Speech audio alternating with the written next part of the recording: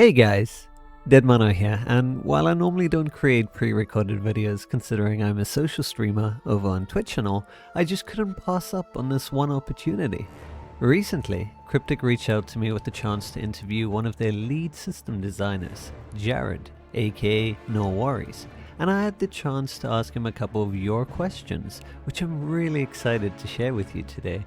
This was a wonderful opportunity to get some answers, and I hope this kind of level of transparency continues going forward. So without further ado, let's jump straight into the interview. Welcome to Sharandar. We've been expecting you. Hey there. Hey, welcome. Hey Julia, hey Jared. It's so good to be here. My first time doing one of these official things, so just kind of bear with me. But on that note, so I know that I sent you an agenda of kind of the format we were going for, but that format and agenda was mainly written keeping in mind that press and media might not always have the same view that we have of the game, or that, so we wanted to be a bit more flexible with content creators. I don't think we need to explain to you what Neverwinter is. But we did have some stuff planned out where, like, you could join in the account we created to play, and while you play, Jared can talk to you about what you're experiencing. You don't have to. That is optional. I am leaving it a little bit more free form for you two, unless Jared feels really strongly about wanting to watch people play. But I did want to give you as much time to ask your questions and engage with the developers, because I know that you don't always get these opportunities outside of a stream. But other than that, I'm just lurking. I'm going to let you two just converse amongst yourselves. So, Jared, I don't know if you want to say hi or anything else, but go at it. Start.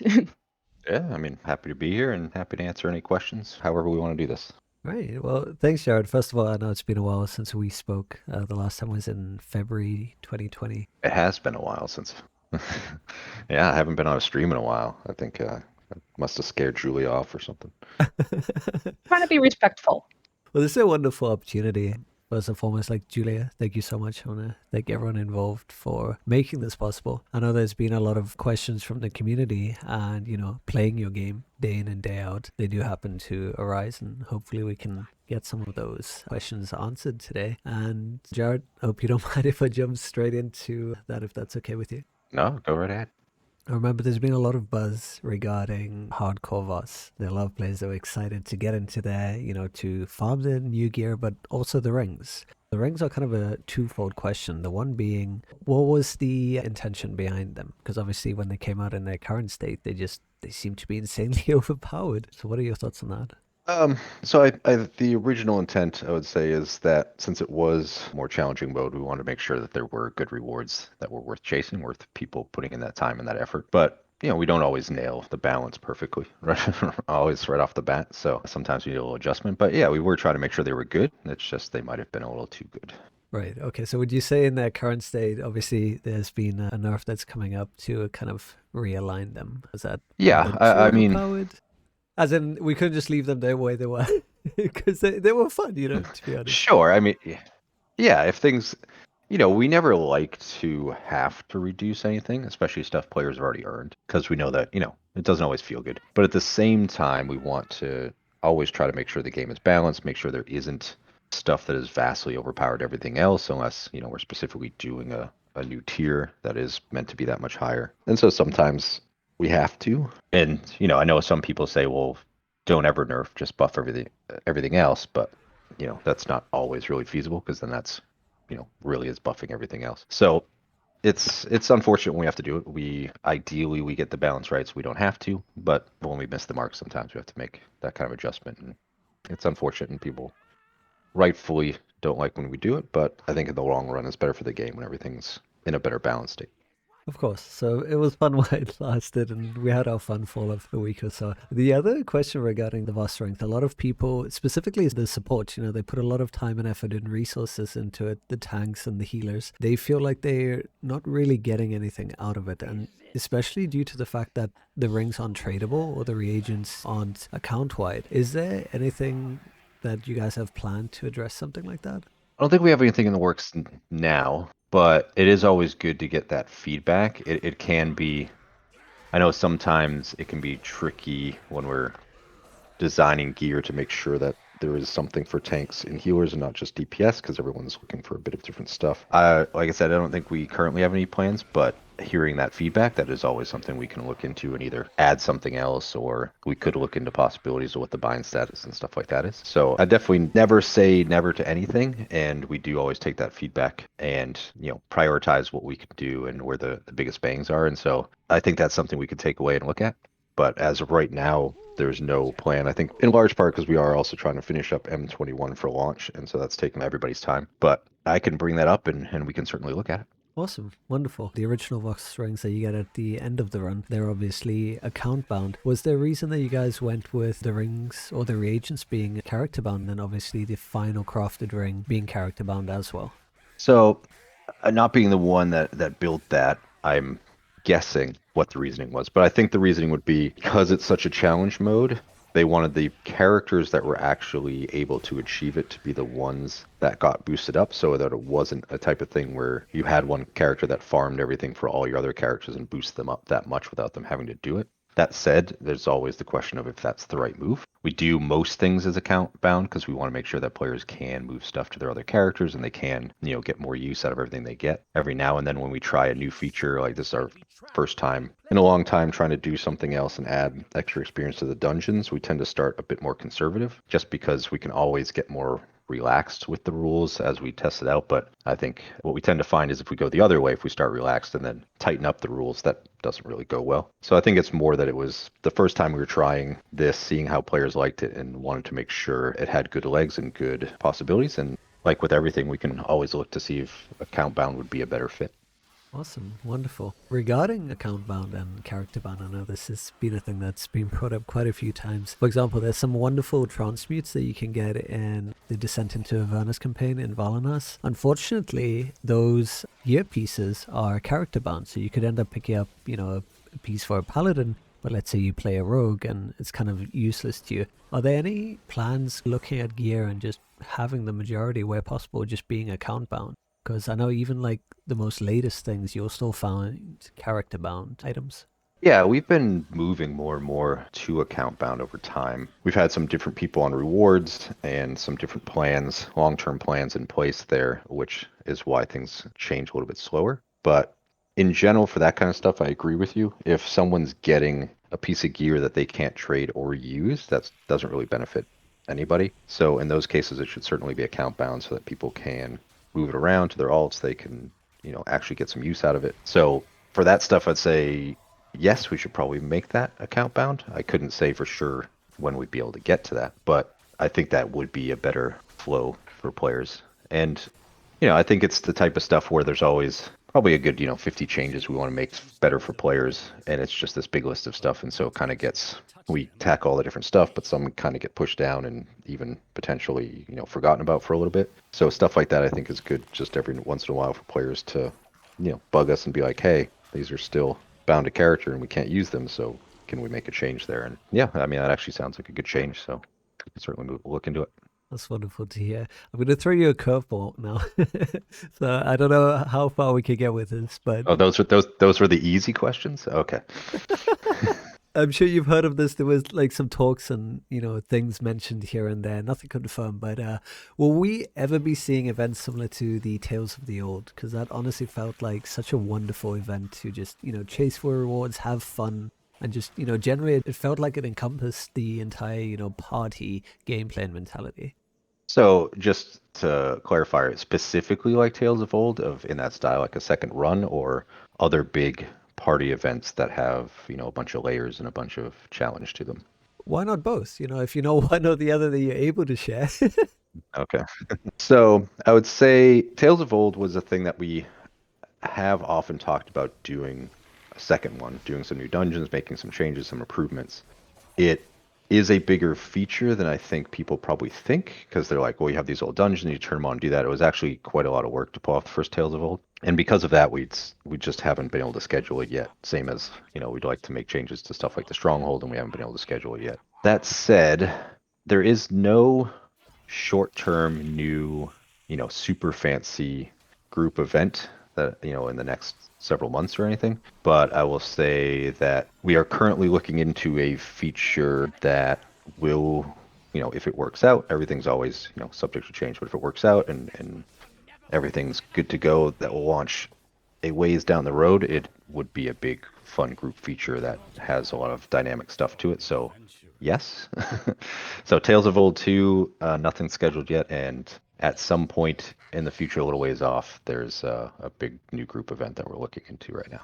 Interesting. And regarding the new, potential upcoming thing, subject to change, of course, would it be something that would be in its, own unique setting, or would it be something that would incorporate existing, settings like you guys did with Tales of the Old? It's tough to say because it's in the earliest stages now, but I would suspect a bit of both, most likely. Okay, that's really exciting to hear, because I know at the current point, and this is just going to lead me into the next thing, is at the end game level, kind of when you've done your questing, you've grinded for your gear, you've done your trials, your dungeons and whatnot, you kind of get to a point where you ask yourself, like, what do I do now? You can help out guild runs, you can help out friends, you just run through stuff. Is there any immediate plan to address endgame players having content to do? And I'm not, necessarily talking about just a harder dungeon or a trial, just something to keep us, busy, entertained.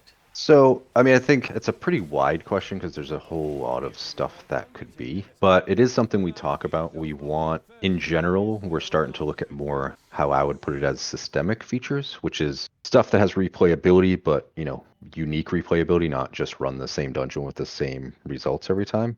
And we're looking more into that type of stuff for that very reason, because when we want to keep making adventure zones, then we will. But those, as you know, they come out, they're interesting, they got a story, but people can, basically crush through them pretty quick, and then they wonder what else to do. And so we're looking at that specific stuff. We're just starting to really look at that, and we've the one thing I hate to do is ever put examples of things that we're not currently working on, because then people will be like, hey, like, we should do that. But we've talked about stuff that we could, potentially do a mode over the dungeons, which would change, each time you run would add some changes there, might change critters, might change, buffs, stuff like that. So the dungeons feel different. That other feature that I said that's still in the very, very early stages is supposed to give a lot of variability in end game play. So it's the kind of stuff that we are looking for because we know that happens to players. And I think our focus is becoming more on trying to figure out as many of those things that we can start doing over the next year and so it is something we want to address. There's obviously, as people have seen M21 on preview, there isn't that kind of stuff in there, but yes, it's about the best I can say to that is that's the kind of stuff we want to work on. Right. It sounds exciting, though. It reminds me of the modifiers from Tales of Old, where you would have certain things happen. And while it was obviously static in the way they're played out, I've, often talked about it on the stream where, if you could queue up for a dungeon, but where you have the extra options where you can reduce minimum item level and, choose a hardcore run, you could also choose either, a random list of modifiers or specific modifiers that could just spice up the dungeon. And, whether or not that correlates to loot, keep things interesting, because then you never really know what to expect. Maybe certain mobs have a modifier that reflects the damage that you do onto you, kind of like the third boss in Vosk. Anything that just, keeps things entertaining would be good. But, speaking of which, there have been talks about it, and I know you guys had tested out the milestone system in Mod 19. The question is, do you guys plan to bring out a system like that and, flesh it out more? Is there anything that you can mention? So you're specifically talking about the season pass that went with Zerial and, building up Correct, that, yes. all that. Yeah. Yeah, that was our initial test run on that. Right. To see, if players enjoyed that, if players enjoyed a layer over content that interacted with it, gave new chase, gave new rewards. We are currently looking at and working on another version of that and seeing how we could do that, what would changes we make, because there were some complaints last time that it was a little too grindy, it went a little too long, stuff like that. So when we launch new stuff like that, we generally take it away, look at the feedback, look at what went well, what didn't, and start trying to make adjustments, and then run another one, learn from that, and then keep going. So it's a thing we've talked about trying to do more often, and so I suspect you will see stuff like that sooner rather than later.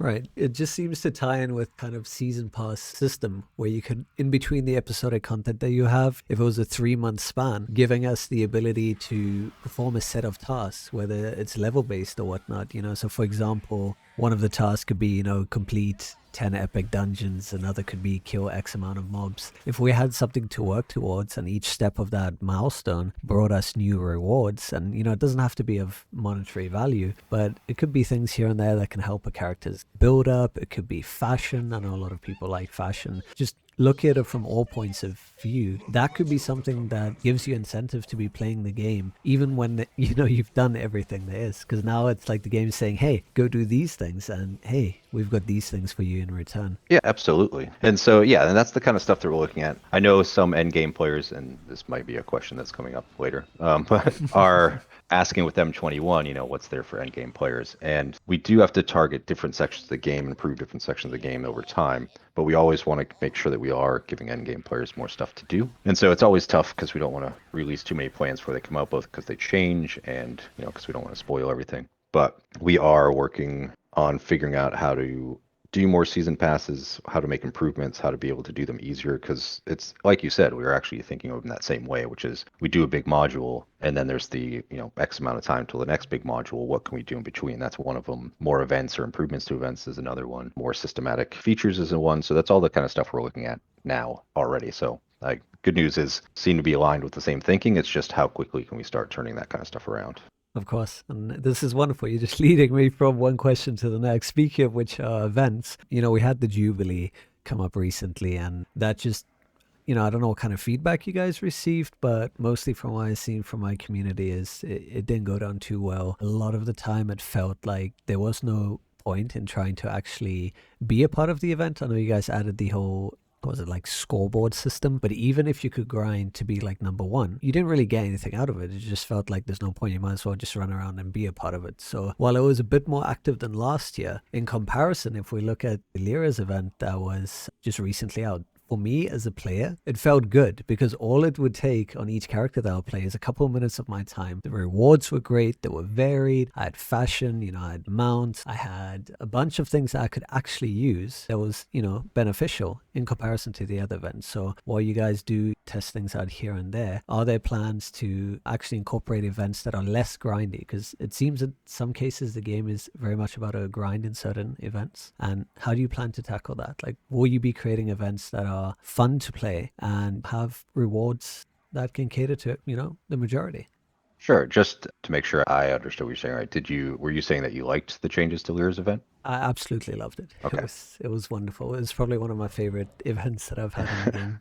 Great. So yeah, Lyra's was something that we've been trying to update our events. We have a whole bunch of them, which is part of the problem. But we've been trying to update them. Lyra's is one that we actually got people a good chunk of time to work on, which is why you saw the number of changes you saw there. Players could certainly argue, and I think rightfully so, that the anniversary should always be one that we work on and improve, and we certainly didn't do that much to it in the last couple of years. So I think that one's an important one for us to build on and focus on. I also think, truthfully, for anniversary, we should have had more giveaways and that kind of stuff like we have in the past. It is supposed to be more of a celebration, a happy time, like everyone gets some fun stuff and enjoy yourself. And so I think it's easy for us to admit that we didn't deliver on anniversary this year. And obviously, I'll just address what maybe another question or what people wonder about anyway with the coupons as well. I know people are upset about those, but we've also been trying to remove coupons while also reducing overtime costs in the store, which I know people don't always necessarily notice because costs have come down over time, so you just kind of get used to them. But that's the thing we've been trying to do, where we've spent overtime removing coupons, and also reducing the costs. But I think the messaging for that, it just kind of came out, hey, you just took the coupons away, and it feels bad. So that's,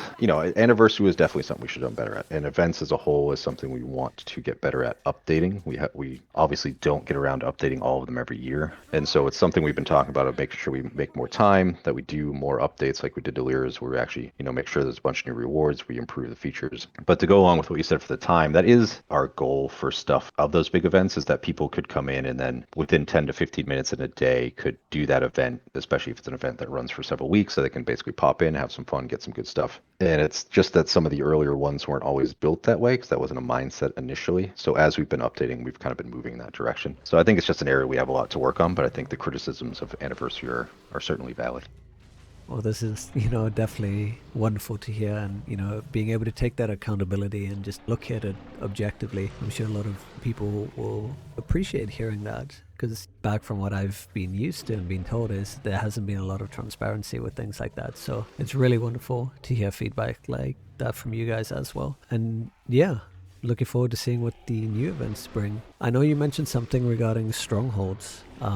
Is there anything that you can share for those who, kind of been on the edge of their seats waiting, wanting to build up guilds and alliances and basically have fun in that aspect of your game?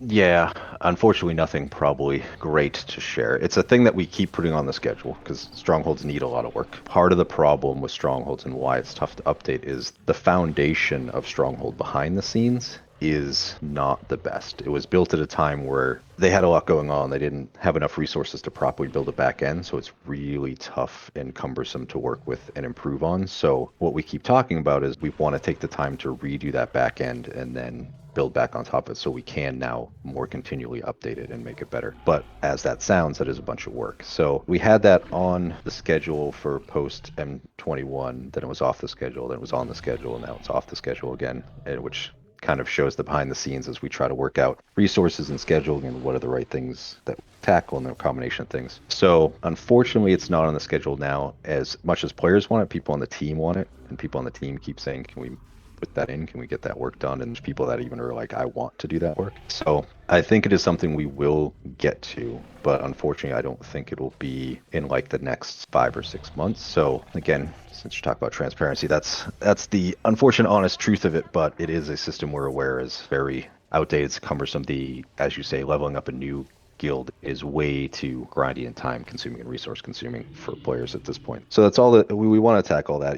One of the things So am we I might getting have. out of this, like, you're basically saying you don't want to rush it, you don't want to do a half-assed attempt. If you're going to do it, you want to do it right. And Yeah, but I think, even having this conversation, I'm sure when this comes out, people on the team will be nervous. But, it makes me think that maybe one of the solutions is to do something to ease the grind in the short term until we can make sure to get to it proper and do a good new system, because we have plenty of ideas for that and new additions and how that would work and be cooler. But if that's going to keep getting pushed off, people are struggling with the setup now. So maybe we should see what we can ease up on that while we wait to get the work. But that's the unfortunate position it's in.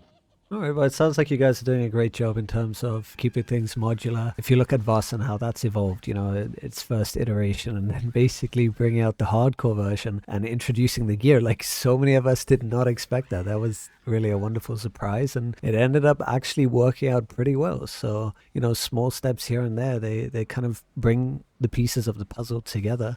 Yeah, that credit definitely goes to certain designers who were working on that dungeon and came and said, hey, we really want to try this extra mode and, see if players like that. If they like having that extra functionality in dungeons. And, we're like, yeah, let's give it a shot. And so hearing players like it means that makes it more likely that we'll do it again in the future. Right. Although speaking of which and liking, having been someone that's probably ran through it near 100 times and there being people that have done it even more, the main issue that has come across is, again, the kind of RNG that loot tends to be given out in. Has there been any consideration to kind of have guaranteed drops after a certain amount? And what I mean by that is, if you look at Tower of the Mad Mage, if you look at Zarya's Challenge, when you're trying to farm for your weapons, after 20 runs, you guaranteed a weapon piece, right? Whereas you can run Voss, and let's say regular Voss, not even hardcore, you're not guaranteed you're going to get the ring that you want, considering how large the loot table is. Is there any consideration for having guaranteed loot where you can earn some kind of currency and then just kind of exchange for what you're actually looking for? I'd say there's always those considerations. It's always where's the right place to do that and what is the right amount of guarantee. I think one of the reasons with the trials in the past was, trials being typically extra hard compared to the dungeons, and weapons back before the combat rework being, such an important part of people's setup and their damage, that there was extra consideration to that because of the importance of it. Whereas rings, I think, as much as being powerful and people wanting them, weren't as much of a linchpin to people's gear setup, so it wasn't considered as much. But as with anything, if there's something causing player frustration and it makes sense from, both a game and business perspective to change, then we should look into changing it when we have the time. And that call out on those rings is the type of thing that we could certainly look into, because like I say, if people people shouldn't have to run a dungeon 100 times to get the exact thing they want unless we're specifically saying this is some ultra rare piece of equipment that is almost a status symbol to have. And I think we'd all say those rings aren't that. So we should always be looking for improvements and adjustments we can make to make it more enjoyable to play. And that sounds like one we should look into. Right, because, at the end of the day, if I ask myself as a player who's been, playing your game coming on 2 years now, basically almost daily, it's at the point where I want to have fun. I run the content not specifically because I'm looking for good rewards, because at the end of the day, I just want to enjoy myself, with whatever group I can get. And there are players that now obviously have different mindsets. They're looking for a specific gear so they can gear themselves up. And, having someone say, hey, it wasn't even 100 times. This person came to me and said they've ran it over 300 times. They still haven't got the ring that they wanted, and they were just absolutely frustrated. So instead of it being something that they actually enjoy doing, it's almost like they're doing it as a task day in and day out, just so they can get that one piece. And by the time they finally get it, they just, they have no willpower to continue anymore. And seeing people get that upset, and I mean, obviously it's their choice how they choose to play, but at the end of the day, that's why I brought up the risk versus reward in terms of running content. It would be nice to see some kind of stopgap where, okay, look, you've done this now, this is the upper limit, congratulations. Because that's honestly what I felt you guys did so well in Tower of the Mad Mage and Zarya's challenge, was that, maybe you get lucky. Maybe RNG smiles down upon you and you get the piece that you need. But worst case scenario, in 20 runs, you're getting one piece. And it doesn't have to be that generous, but some kind of stopgap would be really nice, going forward, if you guys would consider that. Yeah, or, chase items that you can add. That's absolutely a consideration we can look into for that dungeon. That's wonderful. And then one more piece that's been taken out of the puzzle. So we looked at Strongholds, and PvP was something PvP. that was removed. There's quite a large community there, and they're all sitting there, they're twiddling their thumbs, waiting for any kind of news for, the revival of their community. And obviously there was a choice that was removed out. Are you able to comment as to why those were moved out? Like, I want to speculate it's because of the fact that, the rewards that certain people could farm gave them a massive advantage over the, economy of the game. Maybe you can share some insight on that.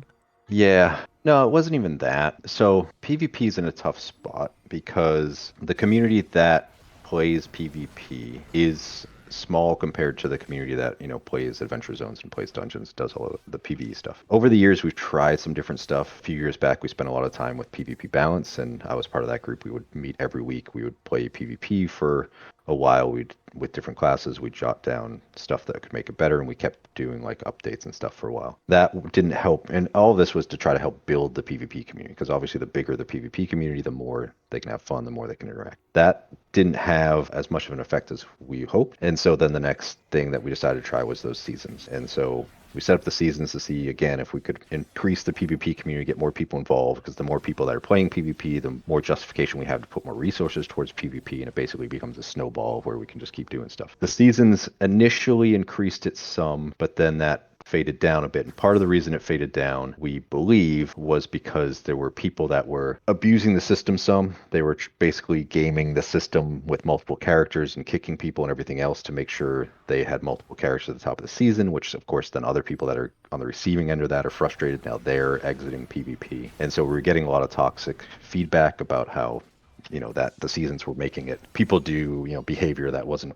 great, wasn't enjoyable. And so we looked at that for a while, and we finally decided, all right, like the amount of reports we were getting was very high. So we finally decided, all right, we need to stop the toxic behavior. So we decided to stop the season. So that was the main reason why. We have in the past talked about a new potential PvP mode that we thought could bring a wider audience to PvP to help build it up. Was that the Neverwinter Heroes, by the way? Yes. That you're referring to? All right. Of course. Yeah, I keep forgetting that we put the name out there too. So we haven't tackled that yet. We have I should specifically say I've written down a plan before of how we could go about that and different scale sizes that we could implement. But with a bunch of other stuff going on, COVID was a big derailment for several plans, and now this year we've been getting everything sorted back out again. So I think that's probably the better path forward for PvP, because again, if we can get a bigger audience playing PvP, then it's definitely worth us putting more and more resources into PvP and growing it. So we need something that's going to kickstart that to really get a good portion of the players playing PvP and playing it in a way where they're having fun and not just actually attacking each other and, you know, making people feel bad or excluded or anything else. So it's more complicated to get that solved than it is to do more PvE work, is basically what it comes down to. Of course, yeah. And I mean, I've put a lot of thought into it as well because, you know, for the longest, I wouldn't say I'm a hardcore PvP player, but I took part in several seasons. And, you know, some things I thought of was, you know, for example, disabling the chat entirely, maybe replacing it with, you know, text bubbles that you could use. Yeah, like choose phrases. Yeah, exactly. Yeah. That'll be one way because your main focus should be on the game and on playing. And then obviously having a system where people can't just kick each other out. Like the system at the end of the day should be balanced around the player base, and for people to just try and game it because, you know, geared or whatnot is the issue. And that brings us to yet another issue, which is the cost to entry, the barrier to entry when it came to PvP was just really high because, you know, you're going up against these players that are just so geared that if you come in there undergeared, you're not going to do anything. I've seen a player that's kitted out just be able to 1v4, 1v5 someone, and that was it. So if there's a mode, I'm speculating here, when you had the whole Flight of the Fowls chicken PvP match, would be something akin to that, where you don't have gearing, you don't have to worry about setting up and choosing things like that, but you have loadouts so you can kind of pick from and play. That would then allow newer players coming into PvP to actually be able to play, and then the only thing that's differentiating the player base is skill. The more you know how to play, you know how to outwit your opponents, will give you an edge instead of that plus gearing. Yeah, so 2 notes on that is, one, I believe we switched it to scale players up to 40k item level for PvP a while back. I'm not sure how much that players felt it actually helped. But yeah, the Neverwinter Heroes is that April Fowls style, where it'd basically be like you choose preset critters or heroes, you know, IP characters. You don't gear, you choose them, and then there's, you know, maybe some modifiers from a campaign or that kind of stuff that you can do. Right. So there is some customization, and that was the reasoning why we were looking at that type of thing. Is it makes it much easier for a wide audience to just jump in PvP. They don't have to worry about all the setup. They don't have to worry about figuring their gear out or spending the time grinding that. They can just jump in a character that's ready to be competitive and play. So I think that's why that's the next real move if we want to reinvigorate PvP, because like you say, the lower the barrier to entry, the more people that can do it and the more fun they can have. Of course, right. That sounds really exciting. You know, I'm really excited if that ends up being a thing. Is there any kind of word on if it's something you look at right now? Is it kind of, you know, on the back burner, something that you'll pick up at a later stage? So I'll say I personally always am trying to find time to pick it up and kind of get it going. Schedule-wise, not specifically scheduled out for the next several months, but it is a topic that comes up. Is it a topic saying, is this the right time to schedule it? And it is. We've had some people on the team saying, hey, can I get some time on this? Because people are excited on the team to try to do that mode too. So, which is generally a good sign that it's a right thing to do when even the team is excited to jump in and do the work on it. Absolutely, because you definitely have a diehard fan base in terms of PvP there that are just really looking to get into that. So it'll be exciting to hear things regarding PvP. Regarding tanks, and they have aggro, but more and more since the combat changes, you're starting to see heal aggro. Are you able to clarify as to how that works, how that gets calculated, and are there any plans to address that, where even tanks are just losing aggro to healers, and not specifically trial content, but just regular dungeon runs? I couldn't give the exact specifics just because I don't have the numbers memorized, but the basics of the system is when people do damage or heals, the amount of damage and the amount of heals gives them a certain amount of points of aggro. And then there are modifiers. So we can do stuff like heals give you 50% threat instead of 100% threat. And obviously with tanks, we have stuff that are threat modifiers where the damage you do gives you, I think at this point we might be at 4 times. Yeah, I think tanks are 4 times modifier on their damage. So we have adjustments there. I'd say, yeah, we always want to adjust the balance. We also don't want it to be a case where people can heal the whole entire team nonstop and just never get aggro, right? Like there needs to be some strategy and balance to, if the team is just surviving purely because someone's just healing the entire team over and over and over again, then obviously the critters at some point need to go aggro those healers. But getting that just right to where the tank DPS and healer balances, we can definitely always modify those numbers and adjust them up. And we can even modify it per tank and stuff, because in the past people have felt barbarians instant hold aggro as well as, say, a paladin and a guardian. So we can modify it on per classes too. So it's not that we can't or won't do it. It's more that we just have to try out some numbers, try out some adjustments, and see how they go, and basically fiddle with it over time. Because the best thing we can ever get for that is real game feedback. We can do tests, we can get groups together internally and do all that, but players will always get different results than us because ours is so controlled of we know what we're looking for. Even when we make those adjustments, they usually have to go to live, get some feedback, and do some more adjustments. So that's certainly all on the table. We have nothing against adjusting those threat modifiers. Okay, that sounds wonderful. For anyone that has, let's say, these numbers or evidence that they can bring forward when it comes to these things, what is the best way that they can provide that feedback? Because a lot of players say, they reach out, they go to the forums, but it kind of just feels like they're ignored. Is there anything that you can say in regards to that? Or perhaps, there's something more Julia can mention, either of you? I mean, I'll certainly let Julia weigh in if she wants. I would say that the forums is the best place. I understand people feeling ignored sometimes. There's a lot of posts, there's a lot of work going on, there's a lot of feedback that does get pulled from the forums to us. There's time we read the forums, but it's tough to describe, but it's always a certain level of hecticness working on a live project. So there's always people saying, here's the feedback on this, here's problems with this, here's this, plus all the features we're doing. And so people are taking all that in, finding the time to tackle the ones they can, prioritizing stuff. And sometimes things do get forgotten because there's so many things that are coming up. Sometimes things get put on a lower priority because of where we're viewing them, and players may not view them the same way, which, is a mismatch that when that happens, we should either be able to explain why that is, or we should adjust our priorities. There are times that posts get missed. So I would say I don't disagree with players with the way they feel that way.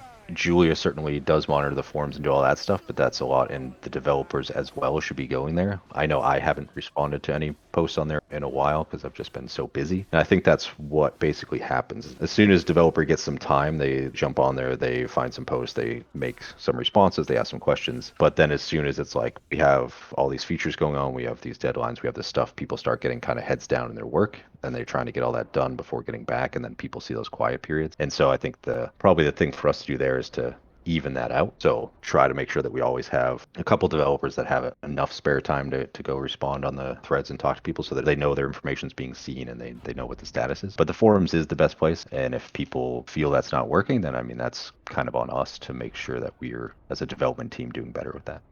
I can weigh in real quick. I don't want to take too much of my time, but one of the things is I think there's a kind of a lack of understanding about how I spend time in the forums and how we collect information. So every Monday we have a meeting called a live production meeting where we talk about live issues. And that's when I do my biggest report. I do the forum sweep, and that's when I usually I try to pull the most recent feedback and bugs. But if it's something that's been recurring over and over again, I actually note it as, previously reported or older bug. But I think it's still kind of chaotic. So one of the things that during my first community and coffee stream, someone brought up the idea of maybe doing a stream where I'm going through the forums and I kind of display my method. So that's something that I am working on, hopefully doing soon, because offering that transparency and insight to the community as to how we gather information hopefully will kind of reassure folks that we do see everything. It's just a matter of how much time do we have to engage. So yeah. Anyway, just wanted to echo that, yes, we understand why players might not feel seen or heard, and we're working on trying to be better about that.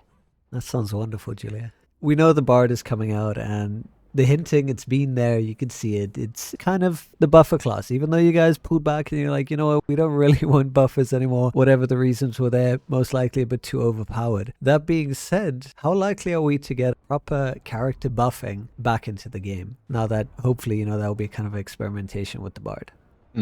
That's tricky because, on the one hand, that would mean basically taking some Paragon path of some other class and very much reworking it to turn it into another buffer class. So that's a pretty big thing. And of course, it's always the question of if that's what existing people using that class would want for that Paragon path. Another thing is not that we have any plans of doing this, but just to talk through our process. We have talked in the past, because that's come up, of buffer class and that kind of stuff. Would we ever consider doing like a support role? So we have, tank, DPS, healer, and support, and then that becomes something where you get a support role in dungeons. But of course we were like, well, now that splits everyone into 4 roles. Now you're trying to queue with all those extra roles. Is that going to make the queuing even worse? That kind of stuff. So we have talked about it. We have thought about it. Yeah, we definitely at times have stuff that has gotten overpowered or isn't working with our balance. And so we kind of dial it back. And then later we feel things are going good and people want that. And so we bring some of it back, like we did with this buffing. And so the game's kind of always in a push-pull of that as we try to find the right thing. thing. In the past, we had so many balance issues that we wanted to bring everything down to a level where we knew we could get it all in a very good state and balance. And I think everything's not perfect now, but we're in a much better state than we were, say, I don't know, 3 years ago. And so I can't say that we necessarily turn a Paragon path of another class into buffers, but we also, there's no reason to say that that's off the table. I know, and just to make sure everyone knows we're not saying we're doing this, but like Wizard has some balance issues and we've been wanting to improve them. And I could see players saying, well, take, say, I don't know, Thaumaturge or something and make it into a buffer since it's underpowered and stuff. So there's always options. When and what we do is always in flux of what we're getting back from the players, what we have on our plate, what we have for our design goals, what we have for our business goals. So it's tough to ever be like, yeah, we'll do that, or we definitely won't. But we'll see. Bard will go live. I think, overall people are liking it. We'll see how that goes. We'll see how that plays. We'll see how it balances. And that'll definitely talk to the potential of what other changes we could do in exploring that space. Jared, I could ask you a whole list of questions. I could get a vast source of them from a different audience, but I think the biggest recurring thing that I see often, there seems to be this theme, whereas Cryptic doesn't care. Cryptic knows about all these issues and they're doing nothing about it. The game is dying, all these little bits here and there. And if you could say anything, what would you say regarding that? What would be your honest response to that? I think with any game, you're definitely going to get the it's dying and it's over and everything else. And I get where that comes from. Sometimes things change and it happened to be the thing that a given person or a given subsection of the player base was their big thing that changed. So they're upset and they leave. And obviously we never want that to happen. But I think if you look, people have been saying Neverwinter's been dying for, I've been on the team for almost 5 years, at least that long. We're certainly not dead yet. We're certainly not even close to dying. We're very healthy and strong. So we definitely know of issues. It's not like we are like, oh, we have no bugs, we have no issues, everything's great. We use a program called Jira for a bug and task database that we have plenty of stuff in there of things we want to get to. I think if you looked at all of our updates, you'd see bug fixes in pretty much every single update we ever do. So it's not that like we're not doing bug fixes. It's just we may not have gotten to the bug that any given person is the one that's annoying them or inhibiting their fun the most. And so when that happens, they're going to go, why aren't you fixing these things? And it's always a balance, right? Because we definitely want to fix things. If we could say tomorrow that the game was perfectly balanced and no bugs, we would absolutely do it. But people also want new content. They want new features, as we talked about at the start of this, of, hey, what else can we get for endgame players? What kind of new features and stuff? And can we improve this gear? And can we do that? Like all that is the same people doing the same work. So we always try to find the right balance of giving people new stuff, fixing parts of the game, tackling certain bugs. And it's tough. It's a finite amount of resources. We never want people to feel like they're being ignored. We never want people to feel like, hey, they just don't care about these issues. We talk about a lot of issues. We make a lot of improvements. We try to make systems better and rewards better and feel better. Like obviously with our whole leveling rework, we're trying to make all that better. So we definitely care. We're definitely working on it. We're far from dying. So it's more just that we want to get to the bugs that are bothering you, anybody, the most. And if that feels like that's not happening, definitely post it. And I know people are going to be like, but I have posted about it in the past. And of course, like you said, if they're already in the mindset they don't care, then they think posting won't do anything. But really post. And as Julie even said, if there's a recurring issue that people are posting about, she'll go, hey, people have been bringing this up and it's still a problem. Like, we need to get this fixed. And that always helps. That helps us push something to the front. So, I think any game of this size in this long of lifespan and this many updates is going to have just issues. And every time we try to improve systems, that creates a few more bugs. So it's just a matter of trying to get all that cleaned up. But it is a big focus for us. And we want to get as many as we can. We know players have talked about how they liked when we did did we actually call it Rocktober for players? But we did a bug bash October, basically. Yeah, Rocktober. Okay. I wasn't sure if that was just our internal name or not. So we did that before. And I know players have said that'd be great again. And we've been talking about some things like that to help show what we're doing to help get a bunch of the bugs that are people bothering them out of the way. So there's always options for that coming up as well. But yeah, we definitely care. We put in a lot of time and effort to this and listen to players and try to give them new stuff to do and fix their problems. It's just that it's a very big game. So it takes a lot of time. Of course, yeah. Hopefully people start to see the change. I definitely have. Oh yeah, I hope so. Thank you so much for the time in this. Oh, thanks for talking with me today. And thank you, Julia, for making this all possible and for everyone involved in this. Yeah, thank you for supporting the game. It's wonderful to be able to give content creators an opportunity like this. Thank you both, Jared and Deadmano. Really appreciate it. Yeah, thank you. Hope we can do this again sometime and looking forward to the future. Take care. Bye. Bye-bye. All right, bye. And that's a wrap. My lovely fellow CCP members Silvery and Anelia will also be sharing the information from their interviews, so be sure to check this video's description for links to their respective channels. Thanks to Cryptic once again for the opportunity. I'd also like to thank everyone who helped put these questions together. Thank you to Amit who keeps my sanity in check and for being so awesome. And finally, a huge thank you to the incredible Mez who has given her support throughout this project and motivated me to get it done. Mez, I adore you. Thanks for watching, much love to all of you, and I'll catch you on the next video. Until then, bye for now.